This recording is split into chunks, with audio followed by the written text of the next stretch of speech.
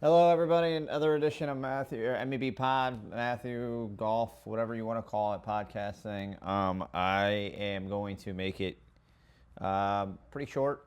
Again, I think I've got some guests lined up for maybe next week, I believe. So looking forward to that, at least trying to get someone to talk to other than just talking to the camera. It's going to be mainly focused on the Internet Invitational. I'm doing it today just because I wanted to watch the episode and at least have something to talk about on this. There was a lot going on in that. Obviously, if you've seen it, I'd like to hear your thoughts or your comments or whatever on it. If not, I'm going to probably spoil it for you. So I wouldn't listen to this. Birdie and double bogey. Birdie, of course, just the whole Internet Invitational and the whole production team, just how incredible of a job they did. Everything was just perfect. It had the right amount of drama, the right amount of, competitiveness. Everything was just great. Obviously, I'll get more into that here in just a few minutes. That's probably all I'll talk about on this episode. Double bogey. This past week, I've been just miserably sick. I mean, not miserably, but I wasn't able to really get up and do much this week. I had I guess the weather down here in Miami, it was so nice, and then it got so down. The temperature got went so down. It got so kind of cold. So I don't know if that kind of affected my allergies and cold. And of course, I ate something that was wrong, which wasn't the best feeling in the world. So I was a little down in the dumps this past week. It's starting to get over with. It's starting to warm back up here in Miami. Food poisoning's finished, I believe, for the most part. It was just a tough week, but we're back up. We're running. Views, the followers, all that stuff. Thank you again to all the support out there from everyone. I don't really know any of you guys for the most part, but I'm feeling it. I really do enjoy, the likes and the comments and the shares and all that kind of stuff. But I've had people reach out to me asking me if they'd like me to promote my golf content and to pay for them to do it. And it's I would much rather just do it organically and for people to actually like what I have to say or like what I offer or whatever it is, which isn't much, but I don't know why people would stoop down to paying people to promote their stuff. I get it. It's quick, it's fast, it's easy. It's taking those shortcuts, which is one thing. It's very tempting, but I'm not going to step down to that. I'd rather just kind of grow it out my own way, organically, I guess. But so I don't have the biggest following as I could, I guess, technically, but I do appreciate for everyone out there that is following and supporting MEB Golf. So with that being said, I am going to kind of just, like I said, just talk some Internet Invitational. Again, to the production team, what an absolute incredible job they did from beginning to end, wrapping up basically 2 full days of golf, 72 holes of golf, in the matter of just 2 days, 48 different players, and making it, what was it, 3, 6, 12, almost 18 hours of footage. It was more hours in footage, but they broke it down to about 18 hours of footage, which is just, I don't know how they do it. So shout out to all those guys at the Foreplay and the Bob Does Sports team with the editing. The Brendan Jones. I'm sure the Jet tapped in a little bit. I'm sure Jensen tapped in. The Kyle Clantons. I don't know who I'm naming, but thank you so much. It was the most entertaining videos golf YouTube videos that I've been able to see so far. I love when some of my favorites collaborate together and get together and do things like that. Not to that extent.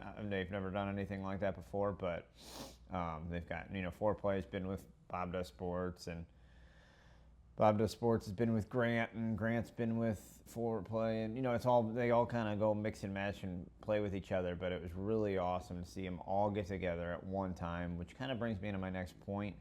There are talks about there being an Internet Invitational number 2, which might be called like the Cody B. Frankie Invitational. Rest in peace to Cody B. Frankie, of course. But the rumor has it there's going to be a second one. There is about, obviously if they put 48 people in there, will there be some people left out that were there this year? Will there be some new additions? I think so, yes. They picked out for the first Internet Invitational. They couldn't have picked out a better 48 people. But with that being said, there was a lot of talk about how wild it is to get that many people schedule aligned to be able to get them all in one place at one time. Because obviously, I don't really know too much because I don't do too much golf content on my page other than the small little reels. But like getting out on golf courses and playing 18 holes and traveling and doing all this stuff, it takes a lot of time. And to get all 48 creators together in one spot at Big Cedar Lodge in Missouri in one weekend is just, you really have to plan. There's no last minute call, hey, could you come to Big Cedar Lodge and play? There's a lot of planning involved into it. So they'll probably honestly have to start planning today. The Internet Invitational's over. They're going to start asking today what trip or where they're going to be playing at, who they're going to be asking to play. Start sending out the invites in a couple months. So I don't know where they should play. Big Cedar Lodge obviously was a pretty good host. I know they like to play. They're going to have to play at some property with 3 courses probably at least. Maybe. I would say, but I don't know. Anyways, there's a lot of resort style courses out there. Maybe we'll see. Hopefully, maybe it can even rent out like a Bandon or PGA National up here could host it. There are a lot of places. I don't know. I'm interested to see if you guys have any thoughts on where they might host the next Internet Invitational.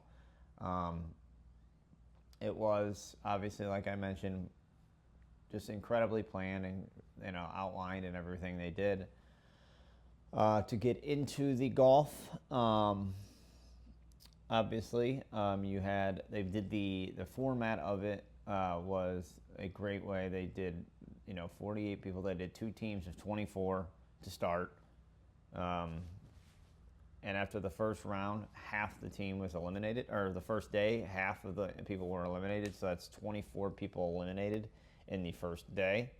They did 2v2 match play for the first 9 holes, and then for the second 9 holes they did 2v2 alt shot, and then whoever ended up it was like a Ryder Cup style. First I forget how many points exactly, but Team Riggs ended up pulling through, and Team Bob got eliminated. Bobby, obviously you probably saw it already, but he had basically his whole Bob Does Sports team. So basically the whole Bob Does Sports team was out in the matter of, 18 holes. And, it's so cool. What I like about this whole format, anyone can win. You had guys like the Duke basically made it to like the semifinals. You had obviously, if you watched it, you had guys like George Bryan, Alessi Bryan, all these professional golfers out of it in day one, basically. You've had, if you fast forward and go to the the finals, you had some pretty evenly matched teams from the par 3 cliffhangers match where they did 3v3, v3, v3, 4 teams of 3 alt shot at cliffhangers course. Very evenly matched. I mean, they had someone from the A tier and someone from the lower tier, which your teams, I believe, I'm not 100% sure, but I'll say it was, it was Paige, Frankie, and Mo advanced to the finals, of course, against Brad, Dalkey, Beef, and Francis. And then you had Lacey, Micah, and Bubby. And then you had the other, I forget who was on the other team, DOD King, Peter Finch, and one other. I'm missing someone. But regardless, at the end of the day, the Paige Sporanic and Brad Dalkey teams won. So they had to go up against each other. So it was Paige, Frankie, and Mo versus Beef, Francis, and Dalkey in a 3v3 alt shot at Tiger Woods' course, Paynes Valley, for the final 18 holes. Lots. So to get into the final 18, I mean, you had, obviously, it's a barstool event, so it's going to be entertaining. There's going to be lots of drama, scandals, controversy. Dave Portnoy and Ryan Whitney going back and forth, which honestly was probably one of my favorite parts of the last episode, the finale. Dave Portnoy is a big betting man, as we all know. I mean, a lot of the Barstool guys are. They gamble on sports. They gamble at the casinos. They gamble at whatever. You know, they're gambling men. And you had Dave Portnoy. I think he put $10,000 in the line for Team Dalkey, or Ryan Whitney rebuttal with $10,000 for Paige and Frankie and Mo. Obviously, Dave's fronting the money for all this whole $1 million for the winning team. Dave is not really worried about $10,000, but Dave likes to entertain people, and that's what he's good at doing. So he, obviously, at day one, they set ground rules. You can't have slope on the rangefinders. You can't. He's the appeals committee. He's the rules. He's the one that runs the show. If you have a question, you have to go to Dave. There was a time in the episode where Frankie hit a perfect drive down the middle of the fairway, landed in a divot. Paige said, "Hey Dave, I need a ruling, blah blah blah. My ball's in a divot. Can I pull it out?" Dave said, "No," because obviously he's got money. He's betting against Paige, Frankie, and Mo. Which at the end of the day, I mean, if you're playing real golf rules, you can't do that. So Dave was not being unfair there. But where Dave was being a little unfair was basically accused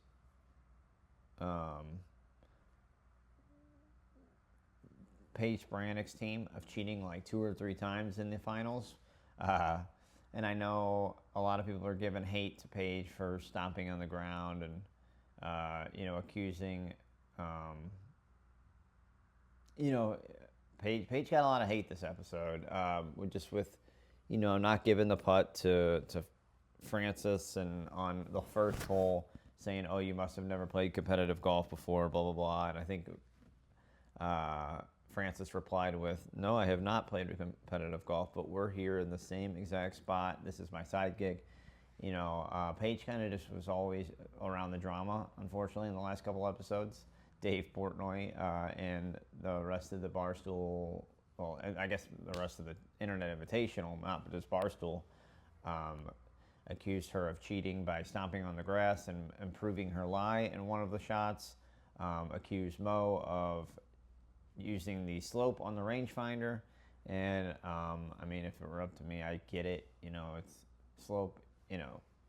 It probably helps with the people who know how to use it, but for a person like me, I don't really, I don't use slope. I mean, I don't really understand the slope. I get it. I mean, I understand it, but I don't obviously hit it consistently enough to be able to utilize it. Mo might be able to do that.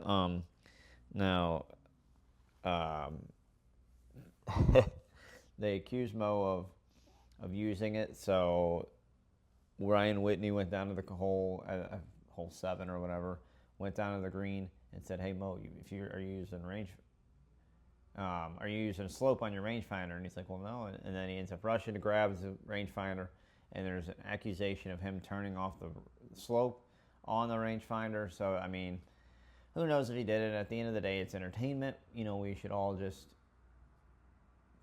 hand a word. At the end of the day, they didn't end up winning. So, I mean, it's whatever. But, sometimes if you have to cheat to beat Brad Dalkey, I mean, you're not trying if you're not cheating, when it comes to beating Brad Dalkey.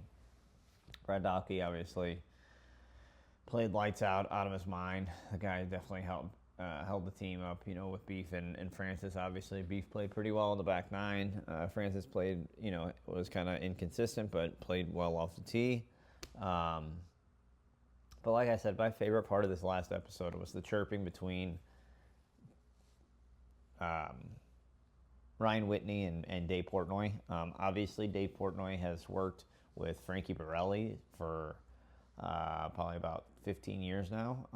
Frankie Borelli was Dave's right-hand man for the longest time, and he obviously knows how to get under Frankie's skin, especially when it comes to golf, and I think Frankie likes it a little bit, which is kind of oddly, it's just a little odd, but there is some points in the episode where Ryan Whitney's basically telling Dave to shut the hell up, get the hell away from Frankie. Frankie's, doing his thing, let him be, leave him alone, blah, blah, blah.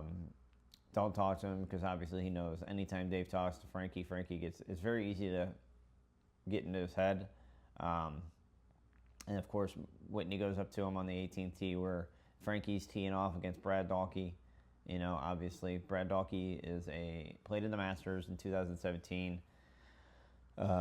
Is a stick, and then Frankie, they call him butter knives because he's always blading everything across the green and all this, and he's just a nervous wreck. His heart's beating on the 18th hole, tied going into the last hole of the Internet Invitational. Frankie stands up to the tee, and obviously Dave introduces everyone.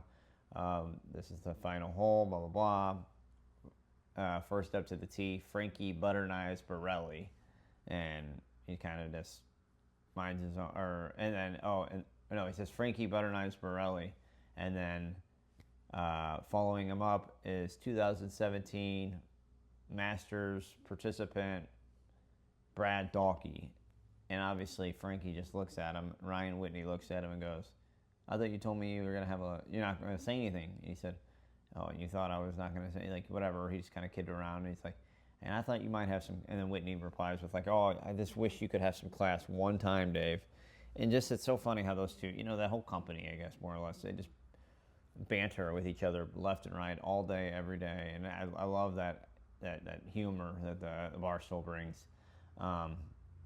Anyways, Frankie goes off, tees off, hits it, peers his 3-wood right down the middle, but it runs through the fairway into some rough. Mo's able to chop it out of there a little bit, and then Paige pops it up there, a little short of the green, which leaves Frankie a 20-yard shot. And, unfortunately, his nickname's Butter Knives for a reason. Blades it right across the green into the water. And it's kind of the end of the Internet Invitational. Team Dalkey, Beef, and Francis ended up winning the $333,000 each. But I'm not gonna lie, very emotional. Obviously, we all know Beef passed away a couple of weeks ago. Rest in peace. You could not have scripted this thing any better, from the way Beef started the Internet Invitational with the first shot,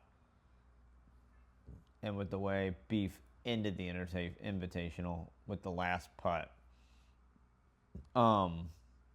Winning last putt. I was watching this last night, and I started to, tear up, because you could see the joy and happiness that this whole Internet Invitational brought to, obviously, everyone, but Beef especially. The Beef is obviously, he was an overweight, young man, but he loved the game of golf, loved teaching it. Loved everything there was to do about it. Loved giving tips to, the youth, the kids. Just absolutely love the game. He didn't really fit in, to me at least, from what I'm seeing on Barstool. He didn't really fit into the Barstool, your prototypical Barstool employee. He was too nice for that, which, respectfully, obviously they accepted Beef for who he was, and but it was so nice the way the production team, basically, everyone was congratulating, hey, congrats to Dalkey, congrats to Francis, but every single one of them went up and gave, I'm sure they all gave Francis and Dalkey hugs and high fives and whatever, but they didn't show it on camera. The production team did the right thing by basically every single guy or person or invite, congratulating Beef, giving him a hug, congratulate him, and then Beef got real emotional, started to tear up a little bit, obviously happy tears, and then they gave that last little for Beef hashtag whatever thing at the end. It was just a very emotional ending. There could not, like I said, there's no, you couldn't have scripted any better. There will be no better internet invitational than this one because of unfortunately, the coincidence, the happenings of what happened to Beef in the Dominican Republic and everything.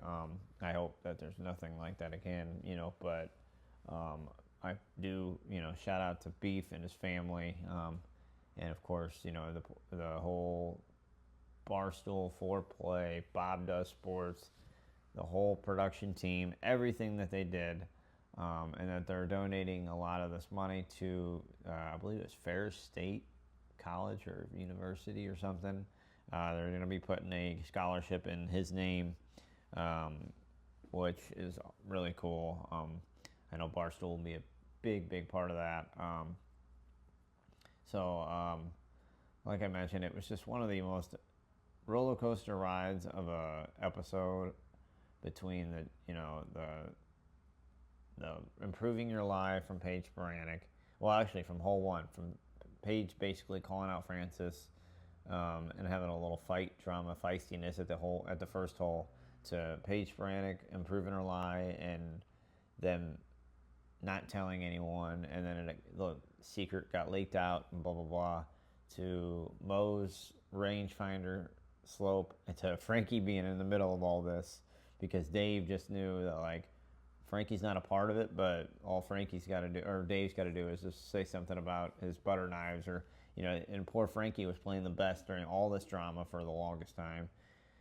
To obviously there's the chirping between the Portnoy and the Ryan Whitney, to obviously Dalkey just hitting moonshots. It was just a roller coaster of an episode, or a roller coaster of a whole thing. To Bob just chirping about, just doing his little thing and getting into the drama, and then Joe Coldcut sprinting up a hill trying to listen in on the drama and be a part of. It was just, and then obviously at the end with the victory and the win, and of course it comes down to Frankie Borelli. It was just, like I said, an emotional roller coaster of feelings and laughs and drama, and then it ends with Beef finishing it off with the last putt off the 18th green at Tiger Woods' Pain Valley. It just couldn't have been scripted any better. I highly recommend watching all 18 hours of it. It was regardless if you're a golf fan or a Barstool fan or a Dave fan, or if you hate the guy, I understand, but it's just entertainment, and I pray, I really hope that there is another one. Obviously, I think there will be with the success that they saw this year. They'll probably do one a year. Obviously, hopefully my channel can grow enough to where I can at least, I'm not saying I'm going to be invited, but considered, but that would be really neat. I think once you get me in front of a group of people, I'm a little more entertaining, as opposed to, or even just one person. I can at least entertain a little more than what I do here on the camera.